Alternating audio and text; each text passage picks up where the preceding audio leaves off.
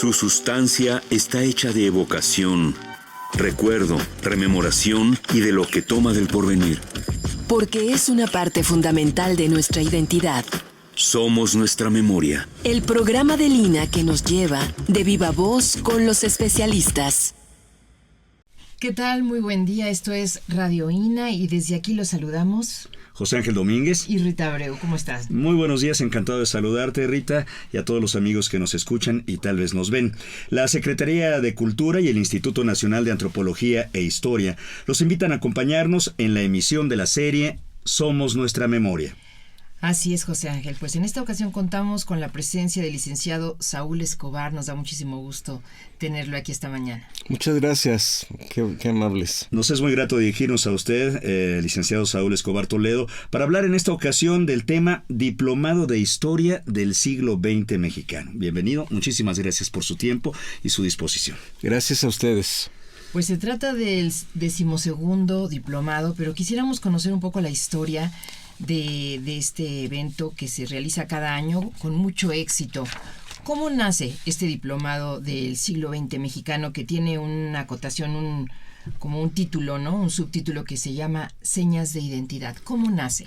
Bueno, nace como un esfuerzo del Seminario de Historia Contemporánea de México, que ya lleva más de 12 años, y este seminario, que es un grupo obviamente colectivo de investigadores de estudios históricos de Lina, pues decidimos en un momento dado abrir el diplomado para difundir la reflexión, nuestras reflexiones, pero también invitar a otros investigadores a reflexionar sobre el siglo XX. Y por eso decidimos hacer un diplomado.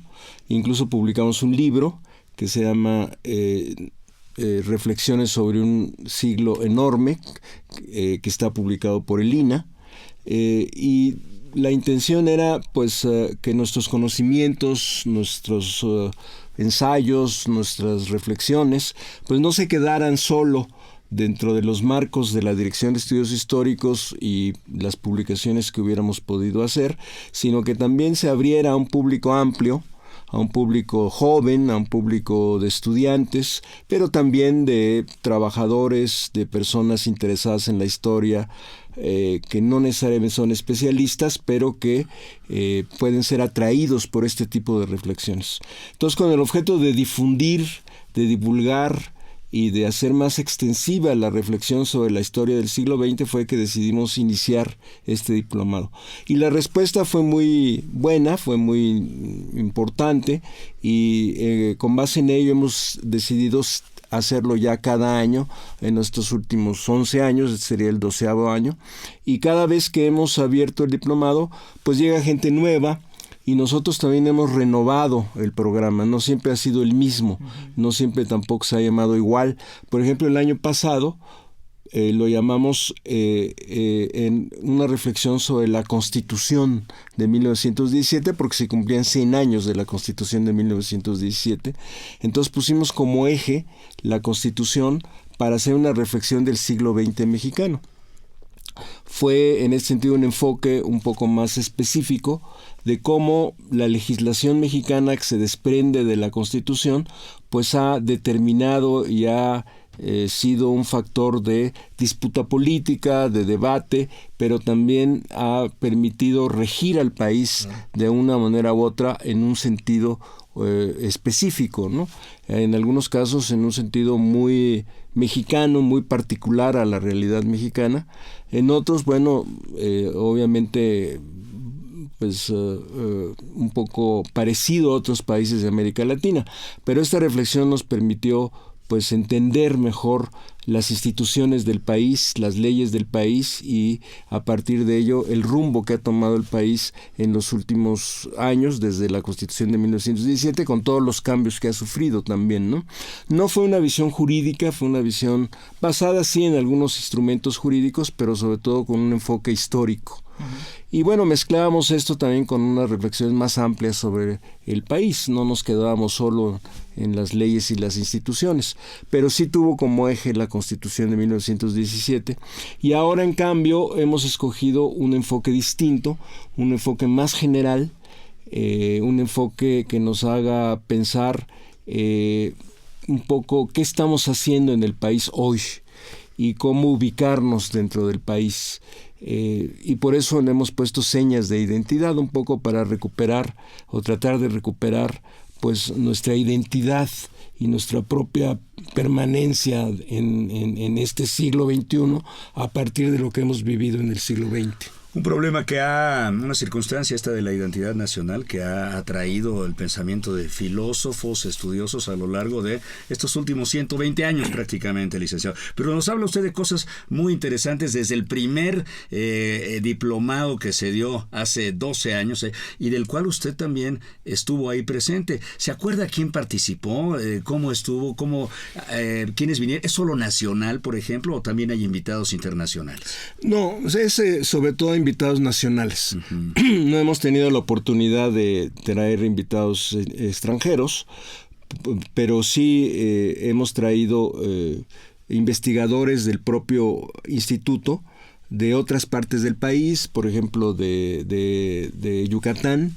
Nos ha acompañado Enrique Montalvo, que es un distinguido investigador del Centro INA en Yucatán, y así de otras partes del país, ¿no?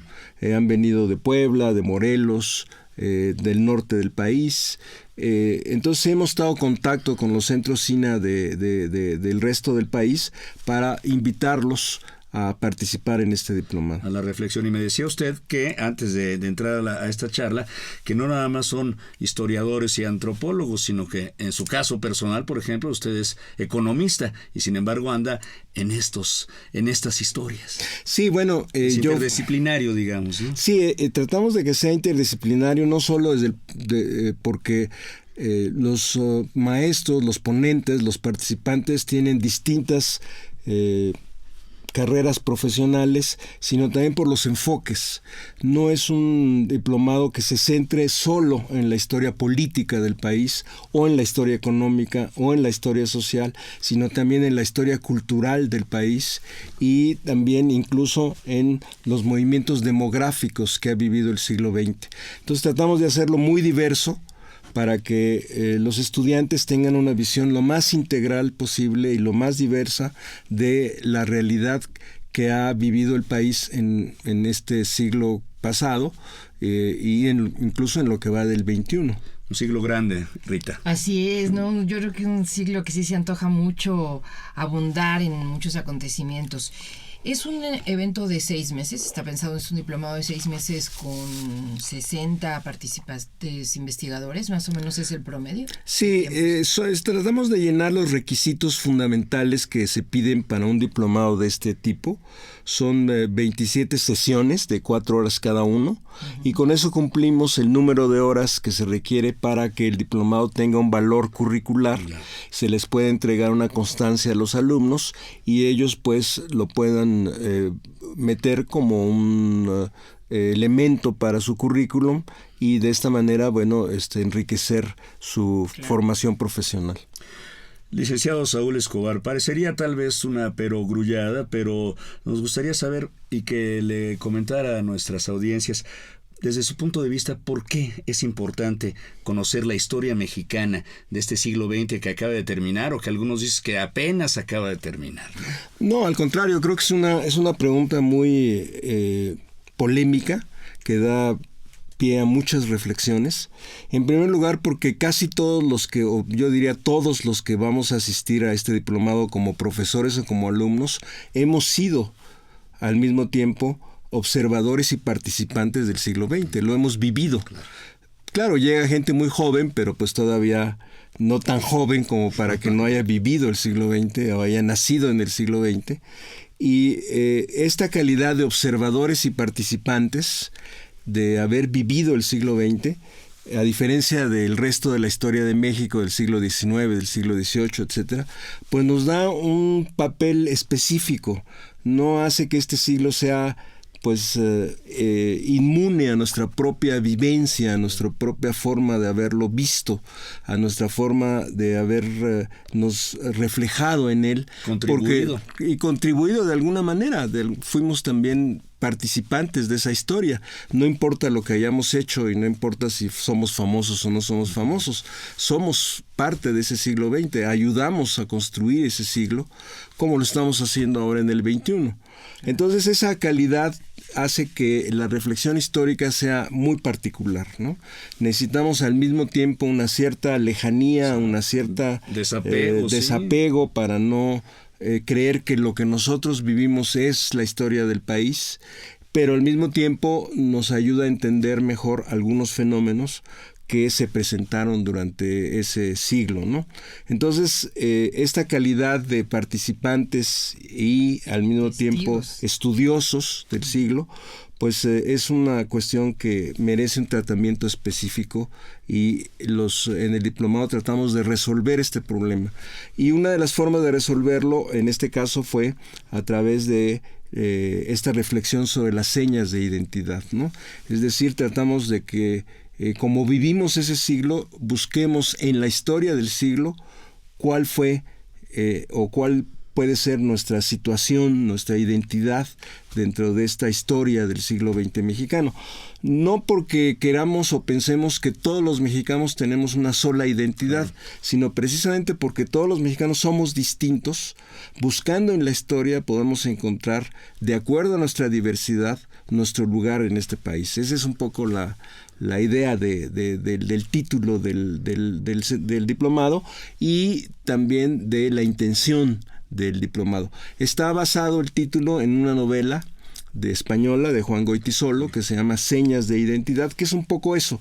Es la historia de un personaje que vive en París. Él es español, pero está exiliado en París por la Guerra Civil Española. Su padre ha sido fusilado durante la Guerra Civil Española. Y él regresa a España a reconstruir la historia de su familia, de su papá, por qué lo mataron, pero con ello está reconstruyendo la historia de su país, de España, y la historia de la guerra civil y la historia de qué ha pasado en todos estos años después de que terminó la guerra. Todavía está la dictadura de Franco.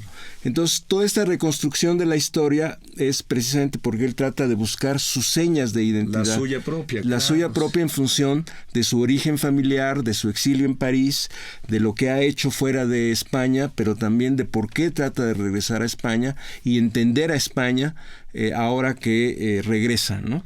Entonces, esa imagen, esa metáfora, esa idea de la novela, la tratamos de recuperar en el diplomado como la intención de que nosotros busquemos en la historia del siglo XX mexicano también nuestras propias señas de identidad para entender lo que somos como país, como sociedad, pero también como persona en este país que hoy tenemos. Oye, Rita, suena apasionante y además como que se han de apasionar también en la discusión y en el intercambio de ideas y de propuestas para defender lo propio, lo íntimo, lo personal, una visión personal, ¿no?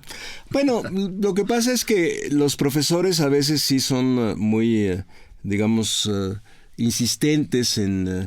y han trabajado mucho su tema, tienen muchos años algunos de ellos estudiando esos temas, han vivido con esa, obsesión académica durante muchos años y pues sí, le echan muchas ganas, ¿no? Pero también el diálogo intergeneracional, vamos a decirle así, que se presenta en el diplomado, porque hay jóvenes y no tan jóvenes en el diplomado y los ponentes también son jóvenes y no tan jóvenes, pues este diálogo intergeneracional también abre una reflexión muy especial que solo se da en este tipo de cursos y de diplomados, ¿verdad?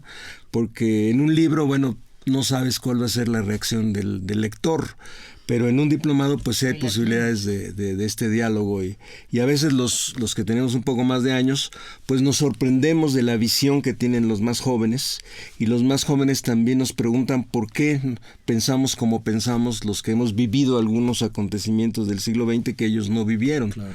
Entonces este diálogo pues creo que ha sido muy fructífero también, muy interesante. Yo creo, y en los últimos años, pues creo que se ha visto por varios lugares, como el disfrute de la historia, particularmente la de México, se ha visto como con mayor intensidad en los foros que no son precisamente la escuela, donde la presión de aprenderse tantos datos y los exámenes nos ponen en otro talante. Y en estos lugares es como usted nos dice, es el espacio donde se vale la risa con el ponente, donde hay ejemplos de la vida cotidiana, ¿no? Yo creo que todo esto de las señas de identidad y de la historia cultural que usted nos menciona, da como para pensar en muchísimos aspectos de la música, de la literatura, o sea, se va para muchos lados, ¿no? ¿El diplomado está pensado en una sola sede o qué espacio se comparte entre investigadores y estudiantes? Sí, está pensado para una sola sede, así ha sido siempre durante todos estos años. Se da en las instalaciones de la Dirección de Estudios Históricos, que está en el centro de Tlalpan, en las calles de Allende y Juárez, muy cerca de la delegación, de la sede de la delegación. Hay un acceso relativamente fácil, porque los que llegan en coche pueden estacionarse dentro de las instalaciones de la dirección, y los que llegan en camión pues les queda un poquito cerca el Metrobús.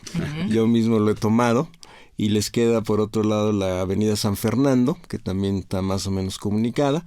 Entonces ahí ha siempre sido en el Auditorio Jiménez Moreno, que se presta mucho para este tipo de actividades, ¿no?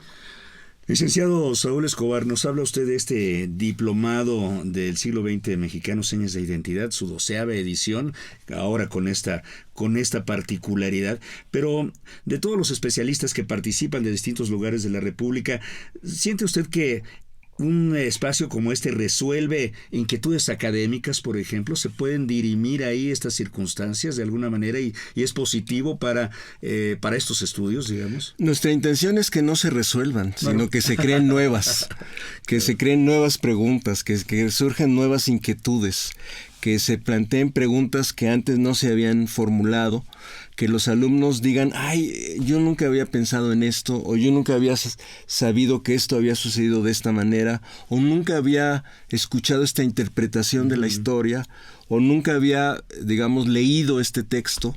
Y entonces que esto provoque nuevas reflexiones, nuevas ideas, nuevas preguntas sobre la historia de México.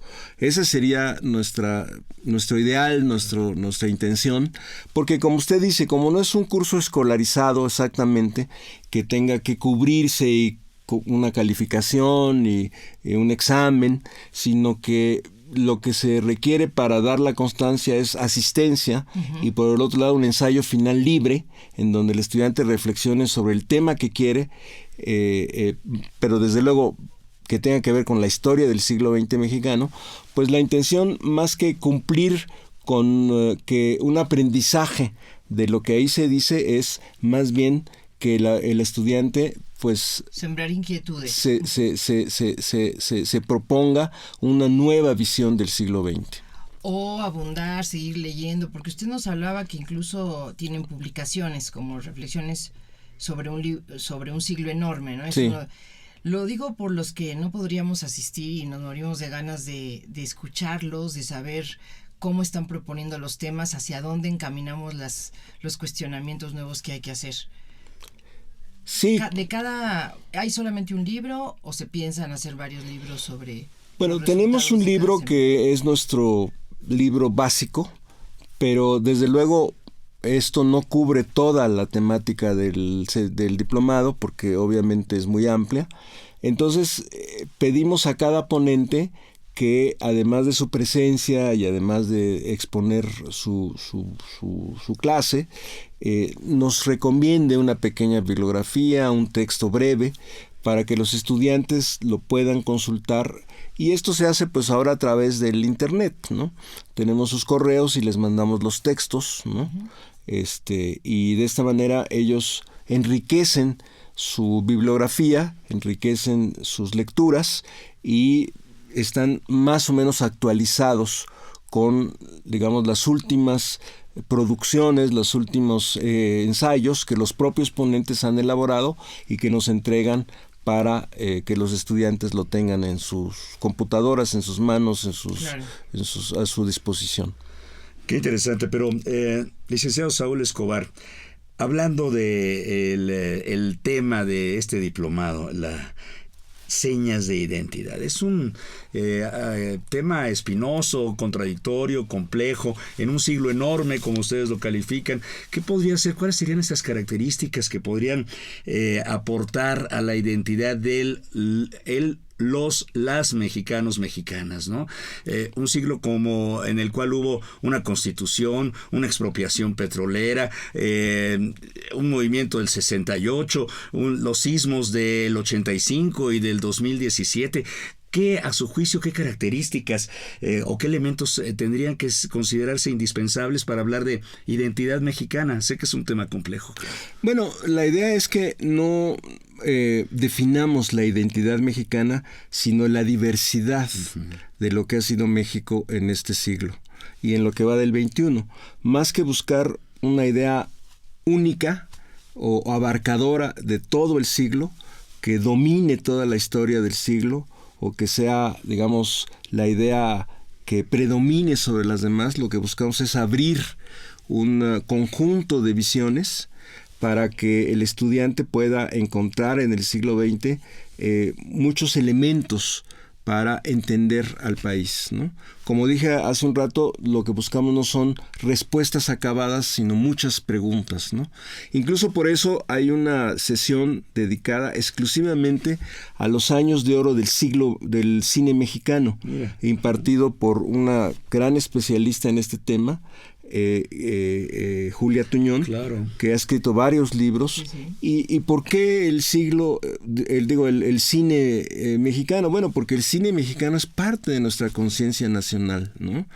Es parte de nuestra forma de ver al país, es parte de ver nuestra propia historia, y entonces ella nos va a explicar en alguna película o un conjunto de películas por qué son tan significativos para la vida del país. Incluso muchos los seguimos viendo. Porque todos llevamos un Pedro Infante, sí, dentro de nosotros. O queremos ser Jorge Negrete, ¿no? O buscamos a nuestra María Félix, ¿no? Sí. Claro, son estereotipos, ¿no? Estamos un poco jugando. Cercanos a esas búsquedas. Sí, pero son símbolos y imágenes y parte de nuestra cultura que están ahí, que no se han borrado, que no se han olvidado, que siguen muy vivas, muy vigentes, no tanto, claro, como antes, pero que están ahí todavía y que algo significan para los mexicanos. Entonces, tanto jóvenes como no tan jóvenes, queremos reflexionar, por ejemplo, sobre esta parte de la cultura mexicana. Tenemos una exposición, una presentación de los libros de Paco Ignacio Taibo, II, que escribió una trilogía sobre la historia del siglo XIX, la segunda mitad del siglo XIX, que se llama Patria. Entonces tenemos ahí una presentación por él mismo, por el autor, para que nos cuente su visión de la segunda mitad, básicamente la segunda mitad del siglo XIX, la época de Juárez, ¿no? Y el inicio de la época de Porfirio Díaz, desde la Revolución de Ayutla. Entonces, esta, por ejemplo, va a ser una presentación abierta a todos los interesados y estaremos informando de cuándo, a qué horas, para que asistan todos los que quieran ir, aunque no sean estudiantes del diplomado. A divertirse con la voz de Paco Ignacio Taibo II, porque es siempre polémico, incendiario. Así es. Cuéntenos, licenciado Saúl Escobar, vemos que el tema, aunque es el siglo XX, está dividido por módulos, y esto hace que el estudiante tenga contacto con los temas que tienen que ver con el México prehispánico, el México virreinal, el México independiente y luego ya formalmente el siglo XX. ¿Esto siempre es así? ¿Es un método de trabajo? Sí, tratamos de tener un antecedente mínimo de lo que fue el 20. Sí tratamos de que el estudiante no piense o no se quede en la idea de que la historia de México arranca con la Revolución Mexicana y que antes no hubo nada, sino que tratamos de dar alguna visión, aunque sea muy rápida, de la historia de los siglos anteriores, ¿no? Pero el enfoque principal, el peso del diplomado, pues está en el siglo XX. Como ustedes podrán ver, pues para todos los siglos antecedentes al XX, pues en realidad solo ubicamos 5 o 6 sesiones, porque la sexta habla precisamente del tránsito del 19 al 20. Aquí otra cosa vale la pena subrayar, por ejemplo, en esta sesión que habla de la transición del 19 al 20, la vemos desde el punto de vista de los cambios que hubo en el mundo, no solo en México, sino cómo cambió el mundo en este tránsito del 19 al 20, ¿no? Porque si no se entiende cómo cambió el mundo a finales del 19 y principios del 20, pues no se entiende tampoco por qué la dictadura de Porfirio Díaz, por qué la Revolución Mexicana, por qué las influencias ideológicas que sufrió la Revolución Mexicana. En el caso muy especial, el magonismo, que era una corriente anarquista que surgió fuera de México, obviamente, y que los hermanos Flores Magón pues abrevaron en los escritos de pensadores, ideólogos que obviamente no eran mexicanos, sino eran rusos o franceses o alemanes, etcétera, y la ideología anarquista pues fue una ideología que penetró también en México, y el Partido Liberal Mexicano pues fue también un protagonista importante de la Revolución Mexicana. Y como obviamente muchos otros acontecimientos, tanto desde el punto de vista de, digamos, de las corrientes ideológicas como de los fenómenos históricos, pues son importantes estudiarlos desde el punto de vista internacional y no solo desde el punto de vista, digamos, mexicano, solo del panorama nacional. Claro, porque si hubo una transformación de el planeta, digamos, de las sociedades, de las humanidades en el planeta a finales del siglo XIX para el XX, otra está sucediendo en este momento que a lo mejor, no sé si ustedes están también tomándola en cuenta como una nueva revolución, una nueva transformación, un nuevo encogimiento o alargamiento del mundo, no sé. Sí, claro. Ahora se dice que se habla mucho de la globalización y desde luego el impacto y el conocimiento y la relación de cada uno de nosotros con el mundo, y cuando hablo del mundo efectivamente hablo de comunidades muy lejanas territorialmente a nuestro país, a través del internet, de las redes sociales, de todos estos avances tecnológicos, pues es mucho más fácil que en el pasado. Pero también hubo otras globalizaciones en el pasado. La primera globalización, un poco utilizando esta palabra quizás abusivamente, pero con esa intención de dar a entender que también en el pasado hubo fenómenos de este tipo, pues fue la conquista de México, ¿no? Es decir, fue un fenómeno de expansión colonial de España en el mundo, que dio como resultado pues la búsqueda de las famosas Indias occidentales, después el descubrimiento de ese continente y la necesidad de colonizarlo, de conquistarlo para llevar oro y materias primas y fortalecer la posición de España en el mundo. Entonces, digamos, se puede hablar de una primera globalización, ¿no? Un poco abusando del término o quizás utilizándolo metafóricamente para entender pues cómo fue esta conquista, que algunos hablan de el encuentro de dos culturas o de distintos mundos, ¿no? Se ha querido matizar de distintas maneras, ¿no? Pues son parte de las interpretaciones que tenemos que estudiar y reflexionar, ¿no? Uh-huh. Toda la reflexión, cuando está fundamentada, pues es válida y no debe rechazarse de antemano, aunque al final cada quien se quede con una opinión. Por un lado, bueno, los estudiantes que van a tener un riquísimo pues panorama a través de tantas interpretaciones, porque es multidisciplinario y porque además no solamente son investigadores del INA, sí. Háblenos también de esta manera también de ampliar la convocatoria a historiadores y a profesionales, porque ya vemos que no solamente son historiadores o antropólogos y antropólogos. Sí, la mayor parte de los invitados sí son historiadores, pero hay personajes o maestros o expositores muy conocidos como Armando Bartra, que fue el que inauguró la sesión la semana pasada, pero mañana tenemos a Pablo Escalante, que es otro muy distinguido historiador, y tenemos, como ya dijimos, a Paco Ignacio Taibo II, que fuera también del INA. Tenemos a Georgette Valenzuela, que es una historiadora sobre todo sobre callismo, sobre década de los 20 en México. Tenemos también a Marisol López Méndez, que ha estudiado mucho el conflicto religioso en México, ¿no? Y particularmente, aunque no exclusivamente, la Guerra Cristera.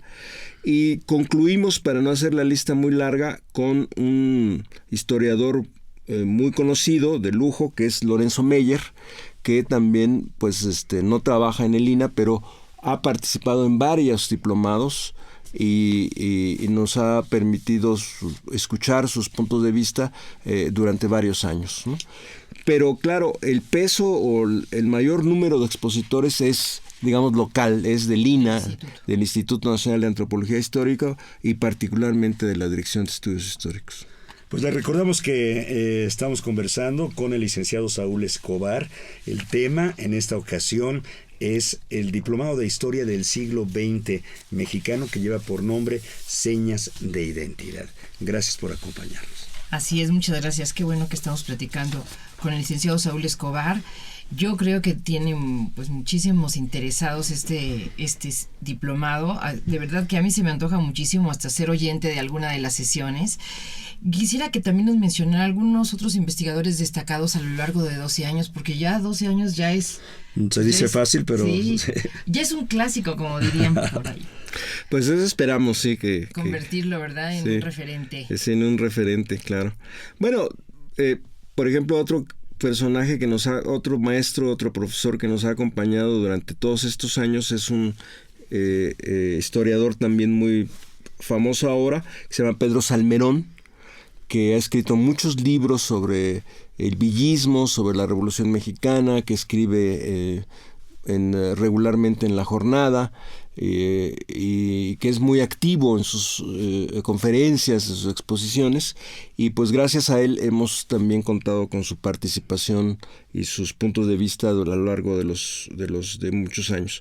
Salvador Rueda, que es por ejemplo el director del Museo Nacional de Historia allá en Chapultepec, también ha colaborado durante muchos años en nuestro diplomado, y además en esta ocasión él nos va, como lo ha hecho también antes, hacer una visita guiada del propio museo. O sea, no solo va a dar una clase, sino también va a dar una visita guiada del Museo Nacional allá en Chapultepec, y nos va a explicar un poco cuál es la lógica o cuáles son el sentido de organizar un museo sobre la historia, ¿no? Que no es solo ver las cosas, el carruaje de Juárez o la cama de Carlota y Maximiliano, cosas de ese tipo, sino también cómo se organiza, cómo se presenta una historia de México a través de los objetos, qué es lo que se quiere resaltar, y además, bueno, conocer algunos secretos del castillo y del Museo Nacional de Historia, ¿no? Las cuevas que hay allá abajo. No tanto, pero sí, digamos, dentro del propio museo, ¿no? Ya. Pero mejor no les cuento para que sea sorpresa esa visita, ¿no? Y también vamos a ir, o van a ir los estudiantes a recorrer la zona zapatista en Morelos, donde fue el cuartel general de Emiliano Zapata en Tlaltizapán, ¿no? Y para que el contacto con esta realidad pues les haga como más cercana lo que fue la Revolución Mexicana, lo que fue el zapatismo. No es lo mismo leerlo que verlo, aunque claro, toda esa digamos comunidades están totalmente transformadas, están muy urbanizadas, el paisaje ha cambiado, ya no es lo mismo, pero como quiera que sea, ver las cosas directamente pues te da una idea más clara de cómo fueron las cosas en esos años. Es que ir de la mano de un historiador es distinto. Imagínate, de Anenecuilco a Chinameca. Claro, tú pasas por el pueblo y ves una tiendita y no ves más, pero el historiador te hace ver que la trastienda y lo que hubo y lo que empiezas ya a hacerte ya una imagen de lo que pudo haber sucedido ahí en épocas de la Revolución. ¿Y son dos actividades? Sí, dos actividades extras. Sí, en días distintos a los miércoles, que es como cuando normalmente nos reunimos para las clases, para las sesiones del diplomado. Estupendo.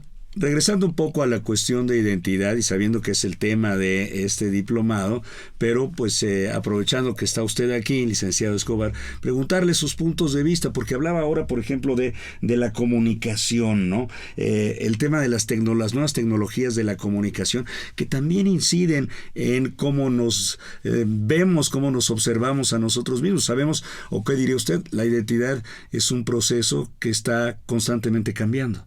Sí, no solamente está constantemente cambiando, sino que además es un fenómeno, una idea que está también, digamos, es distinta según el papel que uno juegue en la sociedad. No es lo mismo la identidad de un indígena en Chiapas, ¿no? Cómo lo entiende, cómo lo ve, que habla su propia lengua, que se siente discriminado, que se siente marginado, olvidado, a un, digamos, personaje o algunas personas que vivimos en las ciudades y que tenemos otro estilo de vida, ¿no? Entonces, la idea es precisamente reflexionar sobre qué nos une y qué nos separa en la historia y en el momento actual, en toda esta diversidad de condiciones sociales, raíces étnicas, estilos de vida, modos de comunicación, con el mundo y con nosotros mismos, qué nos separa y qué nos une en este México del siglo XXI, pero a partir de una reflexión histórica. Hemos sabido inclusive de comunidades indígenas que han desarrollado sus propias maneras de acceder a la comunicación contemporánea, ¿no? De inventarse su internet o aterrizar, digamos, compañías que no son las compañías monopólicas del país, sino otras, para que les brinden ese servicio a comunidades que generalmente no están pensadas en estos grandes planes de negocio. Eso es apropiación de tecnologías para construir identidades y para comunicarse. Claro, yo creo que una de las reflexiones que hacemos es el despertar de los pueblos indios, que se da fundamentalmente a finales del siglo XX con el levantamiento zapatista en 1994. Esto es una reflexión muy importante porque los indios de México no han estado pasivos. Ha habido constantemente rebeliones, protestas, pero también formas de expresión cultural que han, digamos, sido permanentes en la historia del país, ¿no? Todos nosotros, o casi todos nosotros, tenemos una raíz indígena. Somos un pueblo básicamente mestizo. Pero muchas veces no entendemos o reflexionamos sobre nuestras propias raíces y cómo estas raíces nos siguen influyendo. Pero la verdad es que a finales del siglo pasado, con la rebelión zapatista o neozapatista, con el EZLN en Chiapas, pues tuvo un nuevo protagonismo, o tuvieron un nuevo protagonismo los pueblos indios de México, y eso es también una parte de la reflexión que tenemos que hacer. ¿Por qué en ese momento? ¿Por qué no antes? ¿Qué significó? ¿Cómo ha influido desde entonces esta rebelión en la historia del país? Y cómo ahora, por ejemplo, está también influyendo en la vida actual de este 2018, ¿no? Se reivindicaron, digamos, de alguna manera este concepto de identidad originaria de muchos pueblos, porque años antes el programa de educación indígena pues era español para todos, que todo el mundo aprende español, un poco en detrimento de estos idiomas originarios, por ejemplo, ¿no? Sí, ahí es donde se ve muy claramente cómo la idea de el concepto de identidad nacional cambia. Por ejemplo, en el caso de los pueblos indígenas, al principio era la idea de asimilación, de que tienen que ser como nosotros los que vivimos en las ciudades, mestizos que hablamos solo español, etcétera. Y ahora se reconoce que los pueblos deben tener su propia autonomía, conservar su propia cultura, su propia lengua, su propia forma de expresión, y tratamos no tanto de asimilarlos, sino según la Constitución, de proteger y fomentar su cultura propia, ¿no? Entonces ahí hay una idea de cómo la identidad, el concepto de identidad cambia muy claramente en este caso, ¿no? Claro. Sí, ahora es ahí al contrario, ¿no? Como una política de rescate de estas lenguas, ¿no? Por lo menos declarativamente, ¿no? Otra cosa sucede en la realidad, porque, por ejemplo, hoy tenemos un fenómeno muy complejo que es lo que se llama el extractivismo, que es, digamos, cómo se han ocupado algunas comunidades indígenas para extraer oro, plata.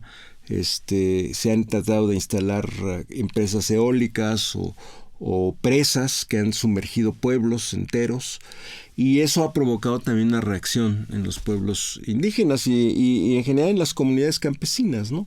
Pero entonces esta es una realidad también que forma parte de nuestra vida actual y que tiene una historia.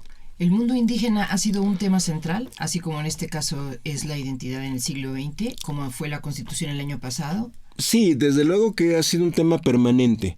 No digo central porque insisto en que no hay un tema central, sino hay un enfoque que trata de ser interdisciplinario, que trata de ser integral, pero sí ha sido un tema permanente porque obviamente la presencia y la importancia de los pueblos indígenas, a veces no muy visible y en unos momentos muy espectacular incluso, pues ha sido una realidad. Entonces siempre hemos tomado en cuenta el asunto de los pueblos indígenas, pero yo no diría que es un central, como tampoco es central la historia económica del país, que alguien podría decir, bueno, si no se entiende qué pasó con la economía en el siglo XX, pues no se entiende lo demás. Bueno, sí, pero no es el único, ¿no? Como tampoco la historia política, ¿no? De los conflictos que ha habido entre diversos grupos y partidos, etcétera, ¿no? Está todo imbricado, licenciado. Sí, tratamos de darle una visión lo más amplia e integral posible de la realidad del siglo XX y de lo que va del XXI. La verdad es que yo creo que para el próximo año yo creo que vamos a tener que llamarlo Diplomado de la Historia del siglo XX y XXI. Claro. Porque ya son casi 20 años, ¿no? Y entonces ya no podemos obviar que también tenemos que estudiar ya el siglo XXI como parte de una reflexión histórica, ¿no? Claro. Pero bueno, le hemos mantenido el nombre un poco por tradición, aunque no se centra solo en el siglo XX. Como ya hemos dicho, hay antecedentes, la colonia, la época prehispánica, la colonia, el siglo XIX, y también estudiamos el siglo XXI. Incluso la sesión final, casi final, porque la última la va a dar Lorenzo Meyer con una reflexión general sobre los últimos años del 20 y del 21, pero antes vamos a tener una mesa redonda para discutir pues lo que pasó en este año, sobre todo el 1 de julio. Ya, sí. Como año electoral van a hacer su análisis. Vamos a hacer un análisis. Un análisis que será muy importante, por supuesto. Pero y vamos a insistir en esta visión histórica, ¿no? Claro. No solo de los resultados, claro, sino de cómo fue este proceso en comparación a los procesos electorales que ha habido durante el siglo XX.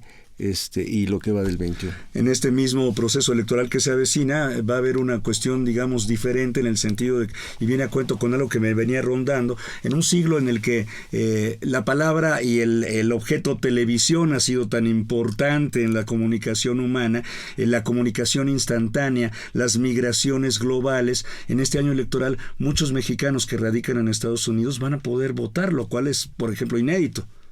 Sí, ha sucedido antes, pero esperamos a ver los resultados en esta ocasión, a ver qué tan importante es el voto de los mexicanos en el exterior. Porque lo que sí es importante es cómo estos mexicanos en el exterior han contribuido de múltiples maneras a conformar nuestras identidades también, licenciado, ¿no? Sí, también tenemos una sesión dedicada a la migración y a los cambios demográficos en el país, y entonces ahí también tenemos que revisar este asunto, ¿no? Tanto las migraciones que han llegado a México y los cambios demográficos que ha habido en México, como el problema de la migración hacia el exterior. Sí, yo creo que sí es crucial, porque hubo muchos altibajos en todo el siglo XX con respecto a la migración, ¿no? Muchos cambios. Sí, sobre todo porque en algún momento hubo, digamos, sobre todo a principios del siglo XX, las fronteras eran más porosas, digamos, ¿no? Claro, mucho más fáciles de transitar, ¿no? Sí. La gente estaba acostumbrada a pasar de un lado a otro sin mayor problema, excepto en algunas zonas y en algunos momentos en donde había una tensión internacional muy fuerte, por la propia Revolución Mexicana, por la expropiación petrolera, por algunos momentos clave de la historia de México, la relación con Estados Unidos fue muy tensa. O durante la Segunda Guerra Mundial, donde fuimos aliados de Estados Unidos contra el fascismo, pues también no era pues muy sencillo la relación, porque Estados Unidos quería poner bases militares dentro de México.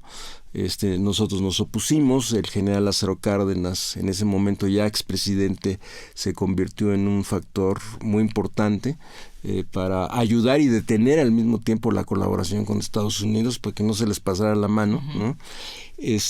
Entonces, bueno, pero ahora la situación es muy distinta y desde hace unos 20 años, con el muro que se construyó, que no es nuevo, pues la situación efectivamente de la frontera ha cambiado mucho, pero también al mismo tiempo hay una historia que ha permanecido de una relación que es en algunos casos bicultural, claro, ¿no? Muy intensa. Y hay comunidades biculturales que son mexicanas y estadounidenses al mismo tiempo, ¿no? Le iba a decir que los estadounidenses se quedaron un poco escamados desde que Francisco Villa pues pasó sin papeles allá a hacer algunos estragos, ¿no, licenciado? Bueno, ahí viene también, probablemente lo contemos también, lo que los norteamericanos le dan mucha importancia. También es interesante cómo se ve la historia desde ambos lados de la frontera. Por ejemplo, el Álamo, cuando el ejército de Santa Anna también atacó un cuartel, y entonces ellos han victimizado ese asalto al cuartel de una manera impresionante, ¿no? Como si hubiera sido una carnicería, una masacre, ¿no? Un genocidio por parte de los mexicanos, ¿no?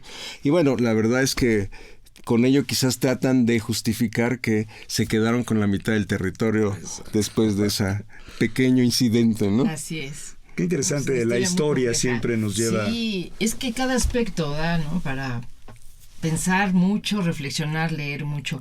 ¿Siempre arranca en el mes de febrero cada No, de historia? cambiamos la fecha de acuerdo a las condiciones del seminario, a la disposición de los ponentes, a lo que nos parece un momento más adecuado para que los estudiantes asistan.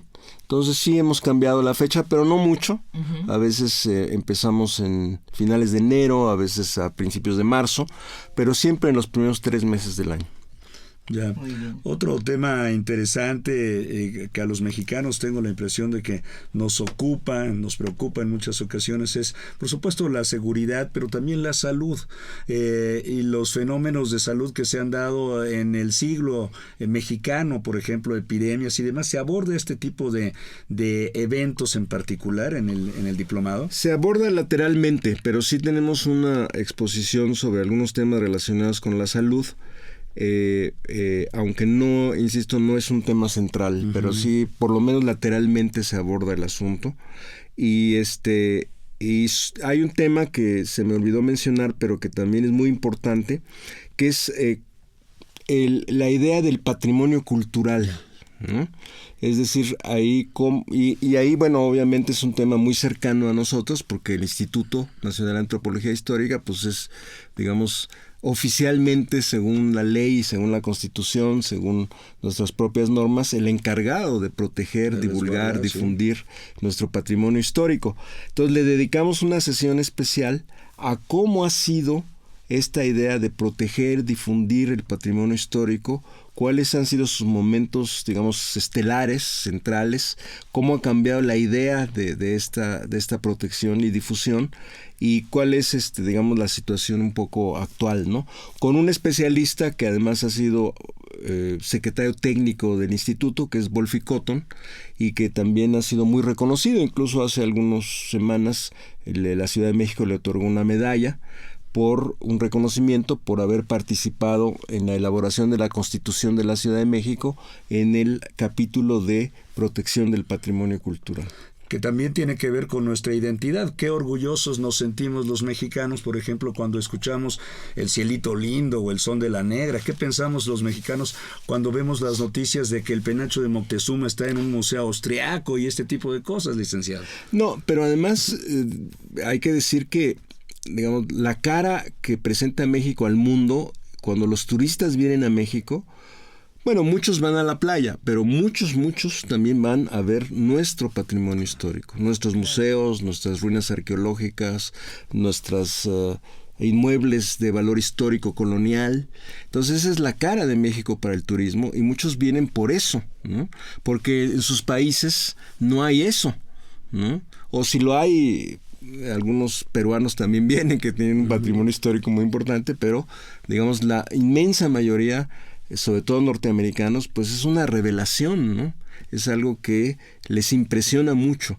Y entonces el INAH juega un papel muy importante en eso, porque no solo es el encargado de cuidar estos museos, estas zonas arqueológicas, etcétera, sino que también de esa manera está dándole al mundo y a los turistas que nos visitan, pues esta imagen de México, ¿no?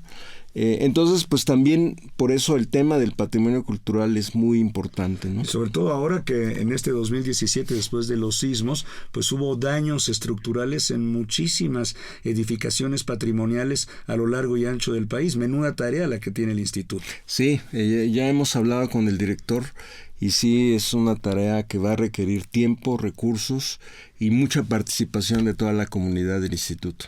Pues sí, porque así como compartimos el orgullo, hay que compartir esa responsabilidad enorme.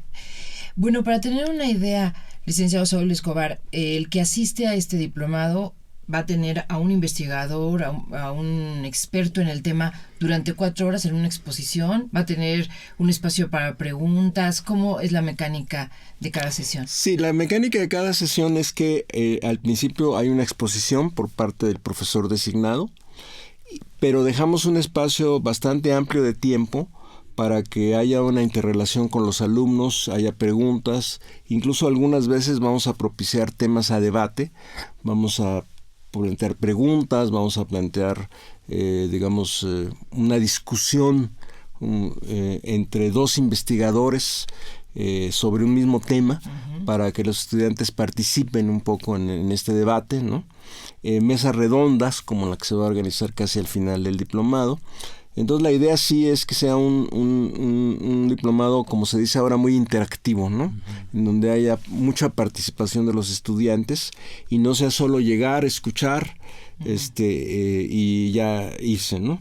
Sino que realmente sea escuchar y responder y hablar y opinar sobre los temas o alguna lectura o alguna pregunta que les propongamos para la sesión que corresponda.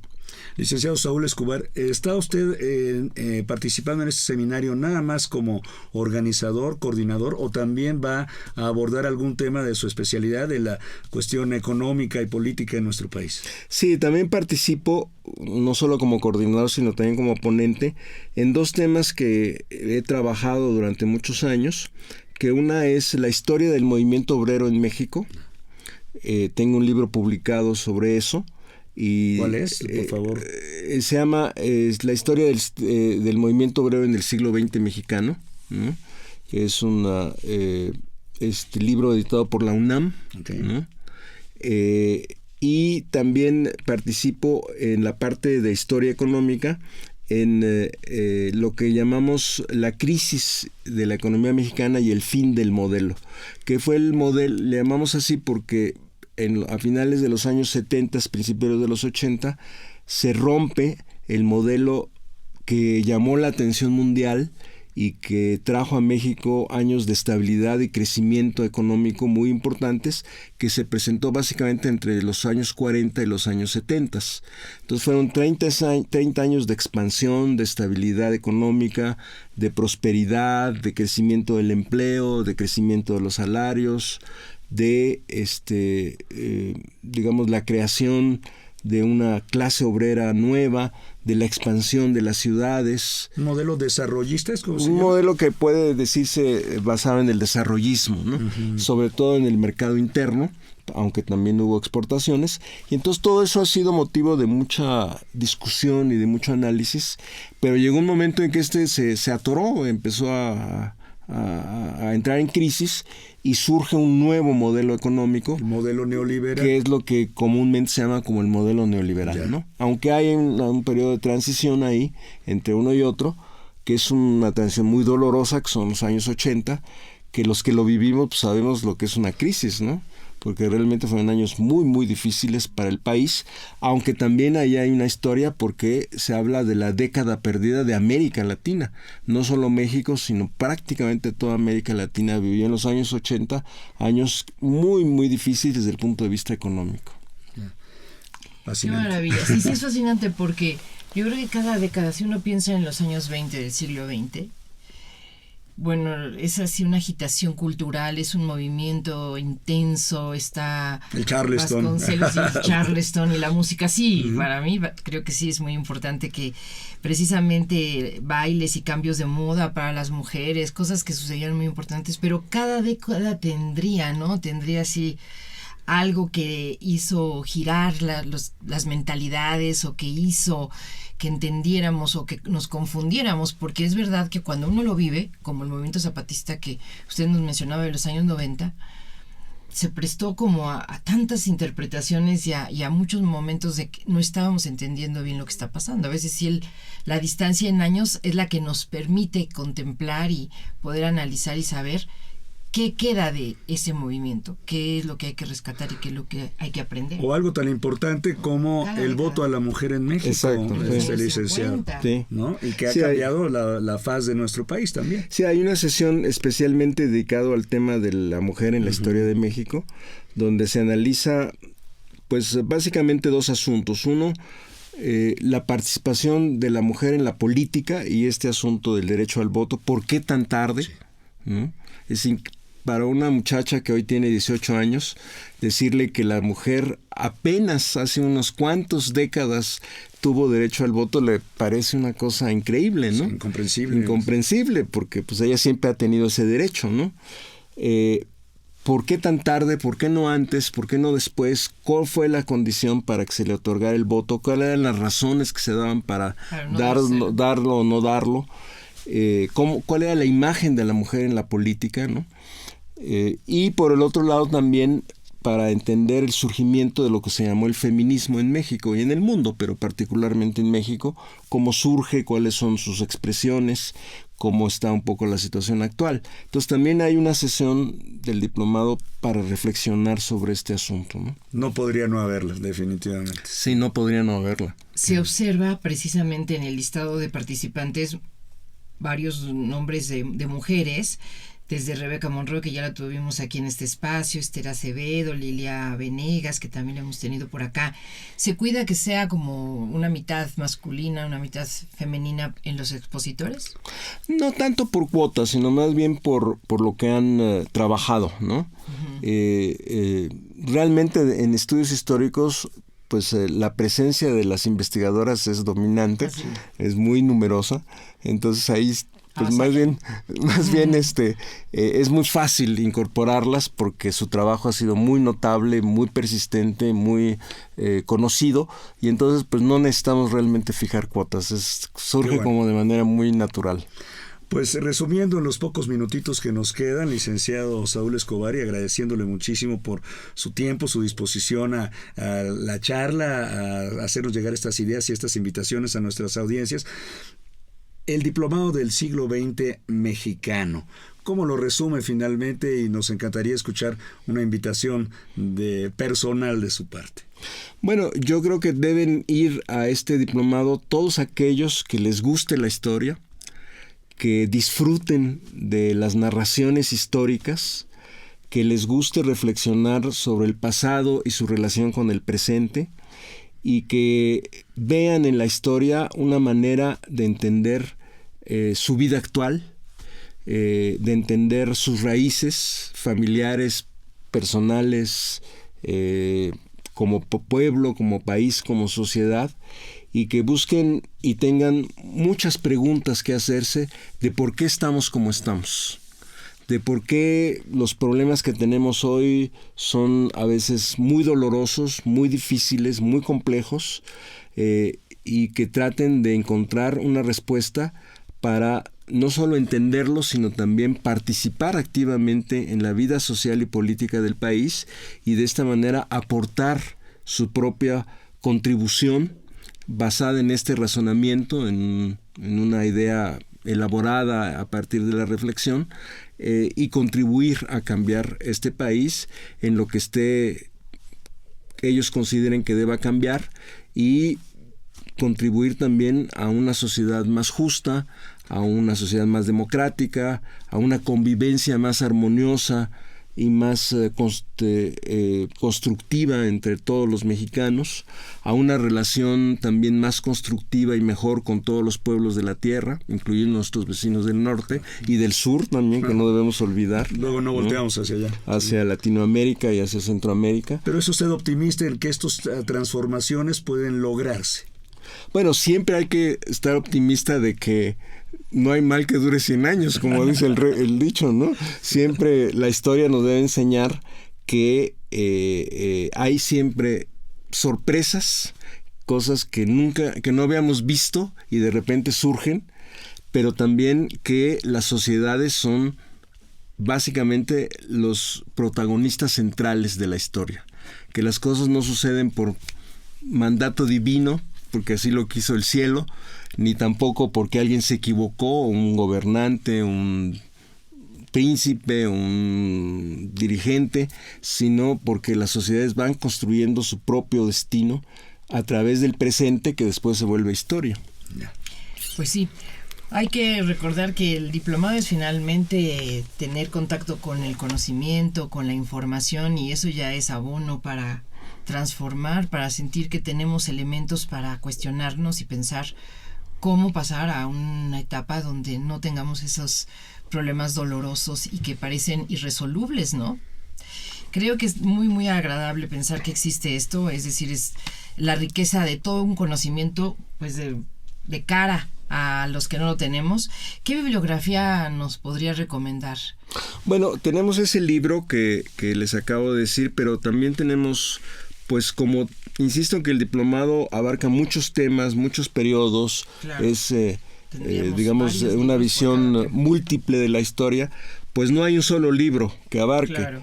Pero tenemos ese libro que está editado por el INA y que pues yo voy a repetir, perdón. Sí. Reflexiones sobre un siglo enorme. sí, Un libro exactamente. editado por el INA. Ujú.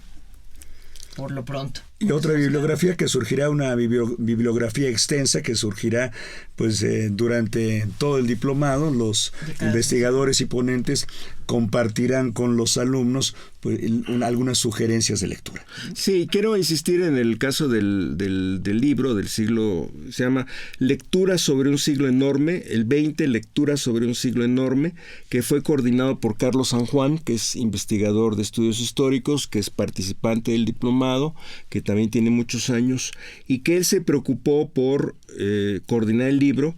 Y hay ensayos de Tania Hernández, que también participa hoy en nuestro diplomado, un ensayo mío, un ensayo de Mayanes, que también participa en el diplomado, un ensayo de María Eugenia del Valle, que también participa en el diplomado y además es nuestra directora de estudios históricos, un ensayo de Francisco Pérez Arce, que además va a presentar un libro en la Feria de Minería sobre este tema, precisamente que es el 68, a 50 años del 68, pues hay una reflexión de Paco con un libro que va a presentar en la Feria de Minería y es el tema también que va a exponer en el diplomado.